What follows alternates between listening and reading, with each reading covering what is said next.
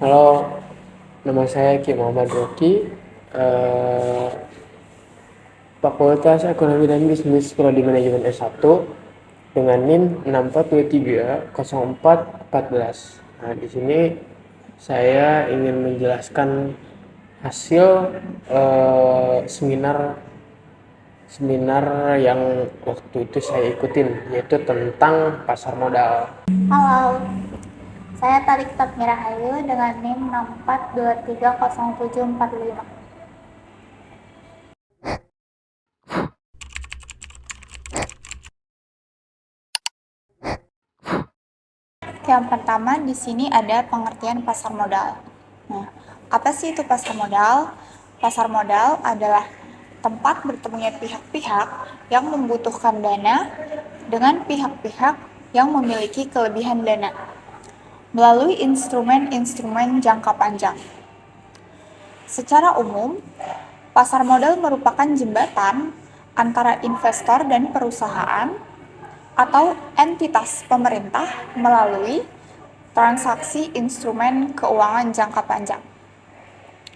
Jadi, dalam pasar modal, investor dapat membeli berbagai jenis sekuritas seperti saham, obligasi, reksadana, dan instrumen derivatif lainnya dengan tujuan mendapatkan keuntungan atas hasil investasi.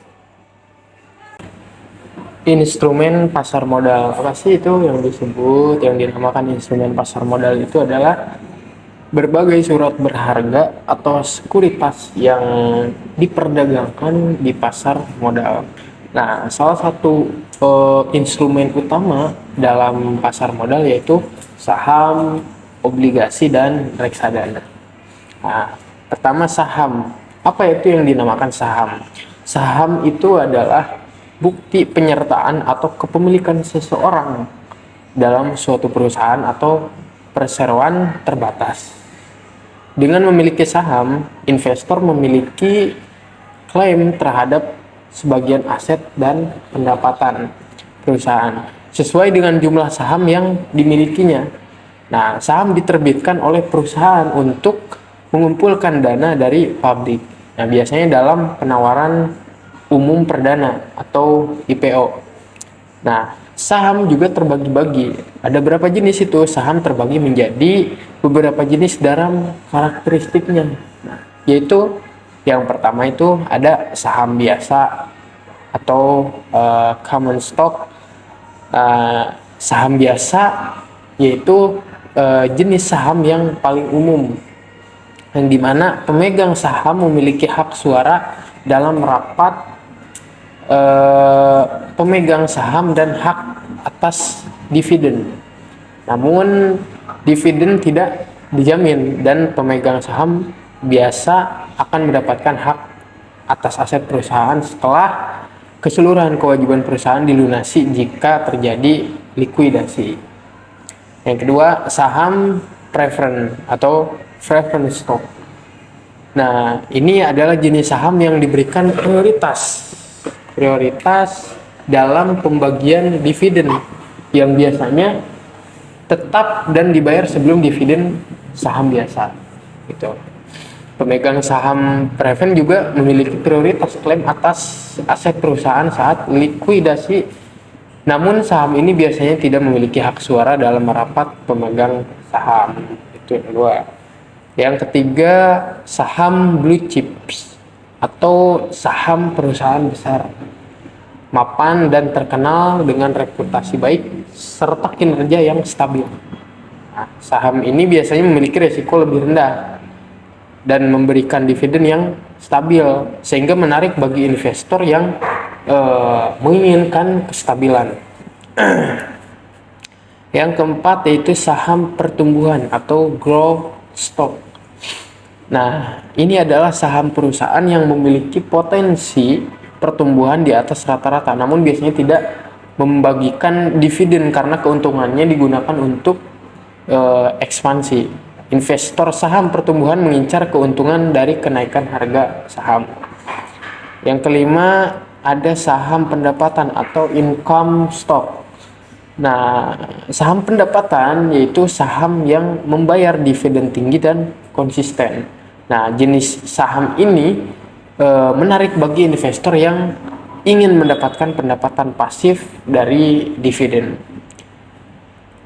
Dalam berinvestasi saham ada beberapa resiko yang kemungkinan terjadi. Ya, setiap sesuatu pasti ada resikonya. Dan adapun dalam berinvestasi, di sini kita rangkum ada beberapa resiko yang sering terjadi. Yaitu pertama resiko pasar. Harga saham dipengaruhi oleh kondisi pasar secara keseluruhan, seperti perubahan ekonomi, suku bunga, dan kondisi politik. Nah, harga saham bisa naik atau turun secara signifikan akibat faktor eksternal ini. Jadi, resiko pasar ini juga salah satu resiko yang sering terjadi gitu ketika berinvestasi. Yang kedua, resiko likuiditas, yaitu adalah kemampuan untuk menjual saham dengan cepat pada harga yang mendekati harga pasar. Nah, saham-saham dengan likuiditas rendah mungkin sulit untuk dijual tanpa mempengaruhi harganya. Yang ketiga, ini ada resiko perusahaan. Setiap perusahaan memiliki risiko internal seperti kinerja manajemen yang buruk, penurunan penjualan, atau gagal bersaing di pasar. Nah, jika perusahaan mengalami penurunan kinerja, harga sahamnya bisa menurun drastis. Jadi kalau misalkan perusahaan mengalami penurunan kinerja, maka akan menurun drastis, otomatis ya harga sahamnya juga gitu. Terus resiko kebangkrutan. Nah, kalau misalkan perusahaan mengalami bangkrut, pemegang saham biasa itu yang terakhir mendapatkan pembayaran setelah keseluruhan kewajiban lain terpenuhi. Nah, dalam banyak kasus pemegang saham biasa tidak mendapatkan apapun jika perusahaan likuiditas gitu. Terus lalu mengapa investasi saham merupakan investasi jangka panjang yang banyak diminati? Nah, pasti pertanyaan kayak gitu kan. Terus kenapa investasi saham itu merupakan investasi jangka panjang yang katanya banyak diminati? Nah, hal ini karena instrumen pasar uang jenis ini berpotensi menghasilkan keuntungan lebih besar dibanding instrumen lainnya, karena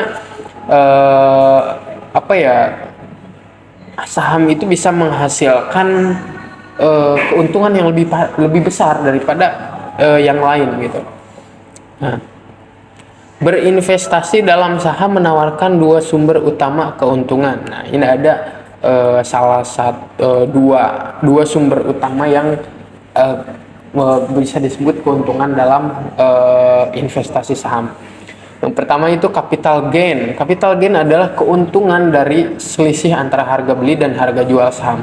Jika harga saham naik dari harga beli, pemegang saham bisa menjualnya untuk mendapatkan keuntungan. Namun, harga saham bisa fluktuatif sehingga capital gain tidak selalu terjamin gitu. Jadi, keuntungan dari selisih antara harga beli dan harga jual saham itu adalah capital gain.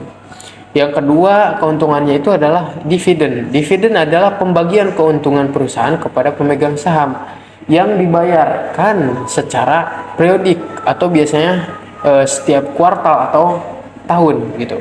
Dividen biasanya diberikan dalam bentuk tunai atau saham, namun tidak semua perusahaan membayar dividen, terutama perusahaan yang masih dalam tahap pertumbuhan. Itu keuntungan kedua dari berinvestasi dalam saham itu, yaitu dividen.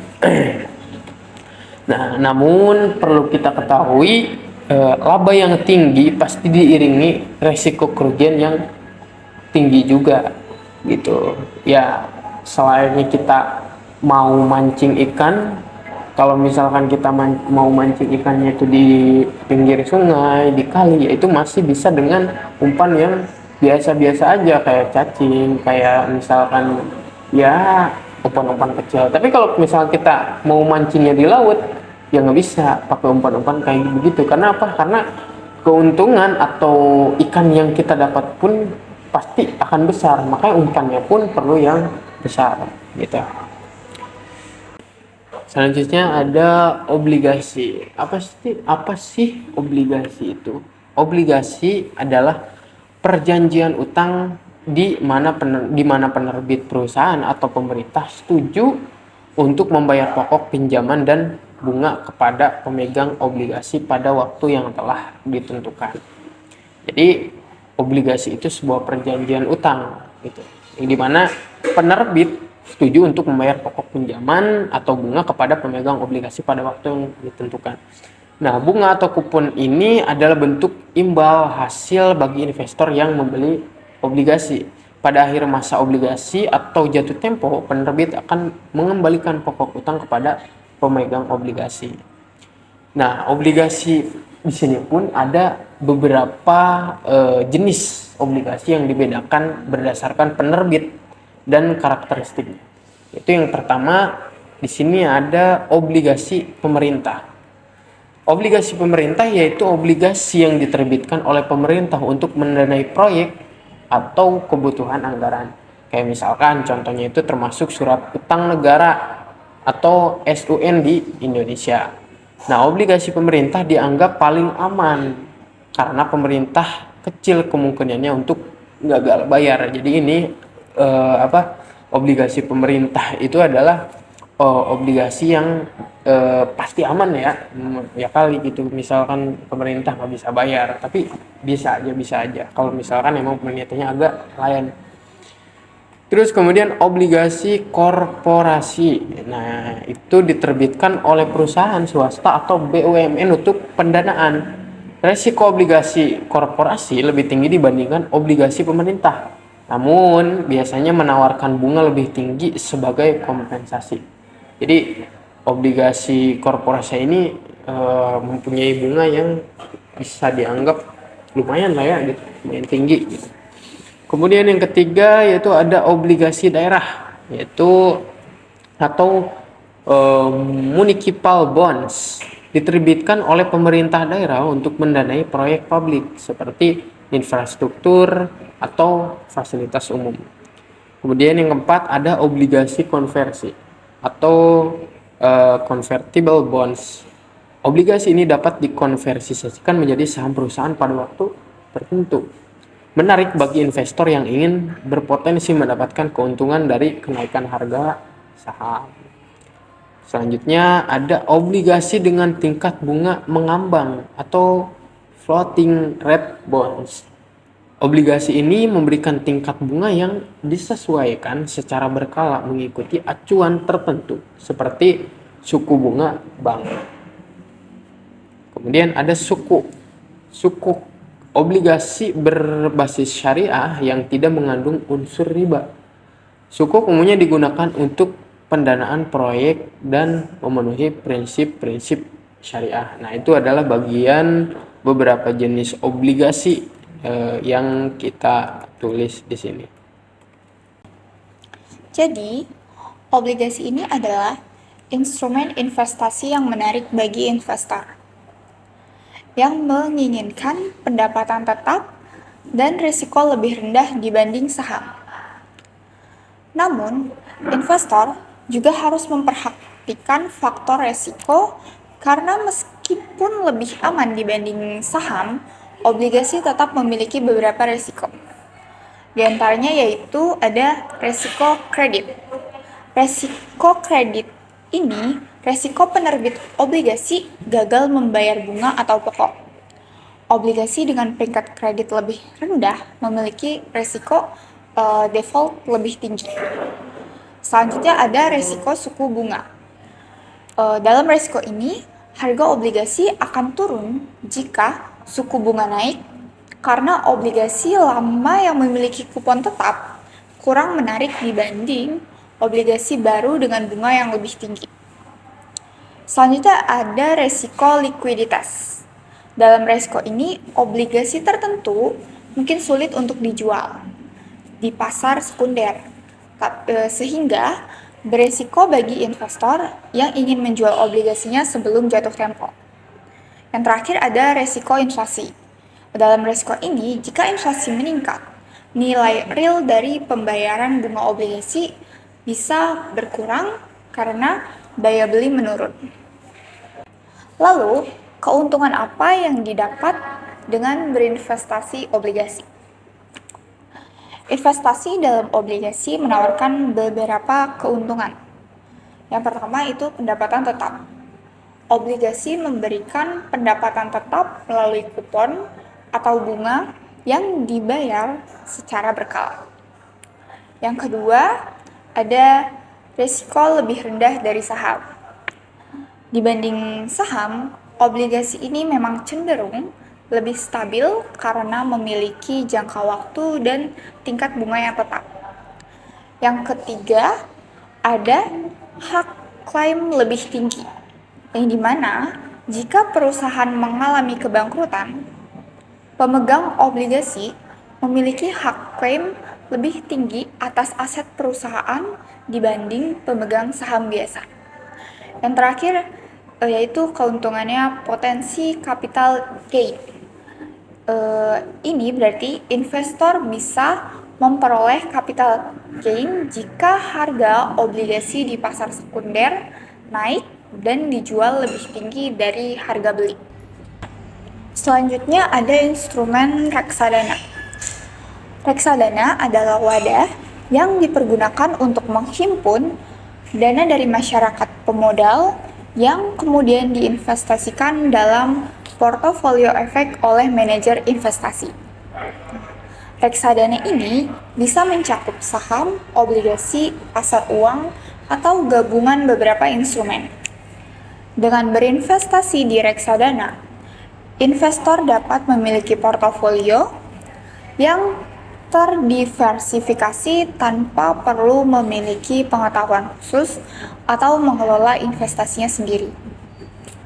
Reksadana ini terdiri dari beberapa jenis berdasarkan instrumen investasinya. Yang pertama itu ada reksadana pasar uang. Reksadana pasar uang yang menginvestasikan dananya pada instrumen pasar uang seperti deposito, sertifikat Bank Indonesia atau SBI, dan obligasi jangka pendek di bawah 1 tahun. Jenis ini cocok bagi investor yang ingin investasi jangka pendek dengan resiko yang rendah dan likuiditas yang tinggi. Yang kedua ada reksadana pendapatan tetap. Reksadana pendapatan tetap mengalokasikan mayoritas minimal 80% dananya ke obligasi. Karena obligasi lebih stabil daripada saham, reksadana ini memiliki resiko menengah dan potensi imbal hasil yang lebih tinggi dari reksadana pasar uang. Cocok untuk investor yang menginginkan pendapatan lebih tinggi dengan resiko moderat. Yang ketiga ada reksadana saham. Reksadana saham menginvestasikan sebagai besar dananya minimal 80% dalam saham. Reksadana ini memiliki potensi keuntungan tinggi, namun juga resiko yang tinggi. Cocok untuk investor yang siap berinvestasi dalam jangka panjang dan menerima volatilitas. Yang keempat ada reksadana campuran. Reksadana campuran mengalokasikan dananya pada kombinasi saham, obligasi, dan instrumen pasar uang. Reksadana ini menawarkan keseimbangan antara potensi pertumbuhan dan resiko ini cocok bagi investor dengan profil resiko moderat. Yang kelima ada reksadana indeks. Reksadana indeks ini bertujuan untuk meniru kinerja suatu indeks tertentu seperti S&P 500. Ini adalah pilihan bagi investor yang ingin mendapatkan keuntungan sesuai dengan kinerja pasar tanpa memilih saham satu persatu. Yang kelima ada reksadana terproteksi. Jenis reksadana ini memberikan perlindungan pokok investasi selama investor menahan investasinya hingga jatuh tempo. Biasanya sebagian besar dana ditempatkan pada obligasi. Nah, jenis investasi reksadana ini, jika dibandingkan dengan saham, mengelola reksadana ini lebih mudah. Karena apabila berinvestasi dalam reksadana, nantinya akan dikelola oleh manajer investasi supaya menghasilkan profit. Jadi, reksadana ini merupakan instrumen pasar modal yang biasa dipilih oleh investor pemula atau tidak memiliki waktu untuk mengelolanya. Namun, tetap saja, sama halnya instrumen pasar modal yang lainnya, reksadana ini dalam setiap jenisnya memiliki resiko serta keuntungannya.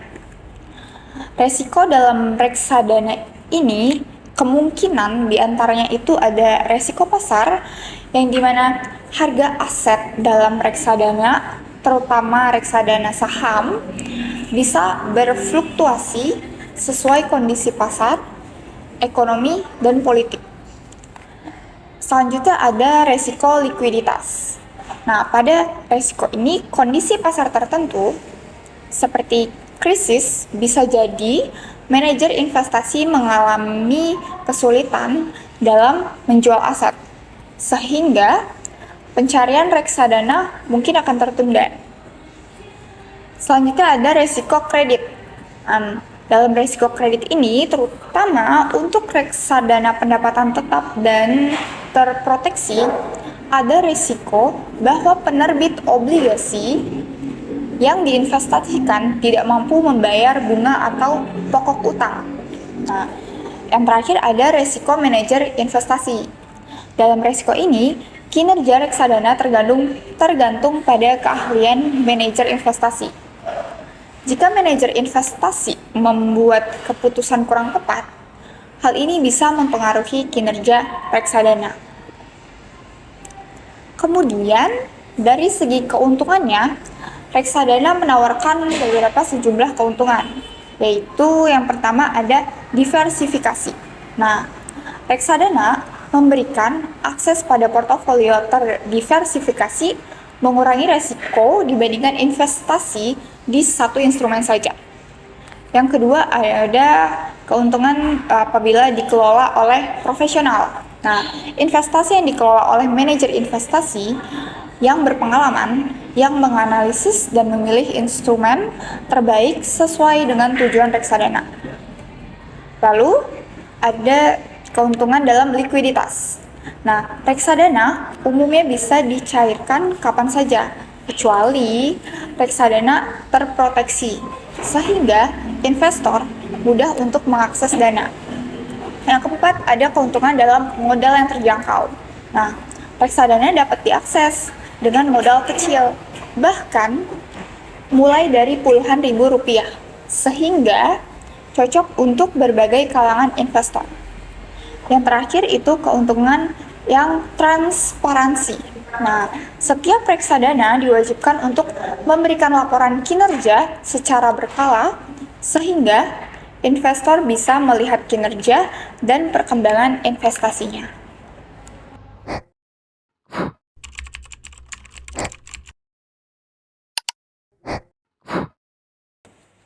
Oke, dari 3 instrumen umum yang ada di pasar modal ini saya memilih apa sih? Ya dari obligasi, reksadana, dan saham. Itu yang saya pilih adalah instrumen saham. Nah, adapun perencanaan investasi saham untuk investor pemula termasuk saya sendiri, yaitu adalah yang pertama itu adalah menentukan tujuan investasi. Ada jangka pendek dan jangka panjang. Jangka pendek 1-3 tahun yaitu untuk kebutuhan segera, kayak misalnya liburan gitu. Dan jangka panjangnya yaitu lebih dari 5 tahun untuk tujuan jangka panjang seperti pensiun atau pendidikan anak. Gitu yang nanti siapa tahu kan beberapa tahun ke depannya itu saya juga pasti bakalan menikah. Nah, itu jangka panjangnya itu adalah salah satunya untuk pendidikan anak. Yang kedua, mengenali profil resiko. Ada beberapa jenis nih, konservatif, moderat, dan agresif. Nah, konservatif itu adalah pilih saham stabil, misalnya saham blue chips. Moderat, kombinasikan saham blue chips dan saham bertumbuh. Agresif, fokus pada saham bertumbuh dengan potensi tinggi tetapi juga risiko yang lebih tinggi. Kemudian menentukan alokasi dana, yaitu mulai dengan modal sesuai kemampuan. Misalnya 20% dari total tabungan. Jangan digunakan dana darurat untuk investasi. Yang keempat, pilih strategi yang sesuai. Strateginya itu adalah buy and hold. Beli saham dan tahan dalam jangka panjang. Terutama untuk saham perusahaan besar ya. Dollar cost averaging atau DCA, investasikan dana dalam jumlah tetap secara berkala. Misalnya setiap bulan untuk menentukan risiko dan volatilitas suatu harga. Yang kelima ada diversifikasi portofolio. Membeli beberapa saham dari sektor yang berbeda untuk mengurangi risiko. Misalnya sektor teknologi dan perbankan. Yang keenam, tetapkan target dan batas kerugian. Target keuntungan itu adalah tentukan target keuntungan yang emang sekiranya itu kita mendapatkan keuntungan ya gitu, misalnya 10 sampai 15%. Batas kerugian atau cut loss itu tentukan batas kerugian misalnya 5 sampai 10% lah ya gitu. Jadi masih ada di situ meskipun rugi nggak rugi-rugi amat gitu, agar bisa menjual sebelum rugi lebih besar. Pantau dan evaluasi berkala. Nah, cek perkembangan investasi secara berkala. Misalnya tiap bulan atau 3 bulan untuk memastikan tetap sesuai tujuan gitu. Masih kan nih kayak misalkan sesuai dengan tujuan kita. Itu satu hal yang penting juga ya gitu. Gunakan platform yang terpercaya. Nah, ini juga salah satu unsur yang sangat penting ya gitu. Karena kalau misalkan banyak sekarang platform-platform untuk saham tapi abal-abal gitu. Bisa dibilang kayak banyak juga penipuan-penipuan dari aplikasi-aplikasi atau platform untuk menaruh saham itu juga. Nah, kenapa saya memilih saham? Karena saham ini merupakan instrumen investasi yang memiliki potensi keuntungan tinggi melalui kenaikan harga saham, capital gain, dan dividen gitu. Yang bisa menjadi pendapatan pasif. Likuiditasnya juga tinggi sehingga saham mudah diperjualbelikan kapan saja saat pasar buka gitu. Itu alasan kenapa saya itu memilih saham. Dari 3 instrumen umum yang ada di pasar modal ini, saya memilih instrumen reksadana. Nah, dalam perencanaannya sendiri, reksadana itu pertama, yang pastinya kita menentukan tujuan investasi. Nah, tujuan investasi ini ada jangka pendek 1-3 tahun, ada jangka menengah 3-5 tahun, dan ada jangka panjang yaitu lebih dari 5 tahun. Nah, kemudian setelah menentukan tujuan investasinya, nah saya akan mengenali profil resiko dari jenis-jenisnya dulu. Di sini ada 3, yaitu ada konservatif, ada moderat, dan ada agresif.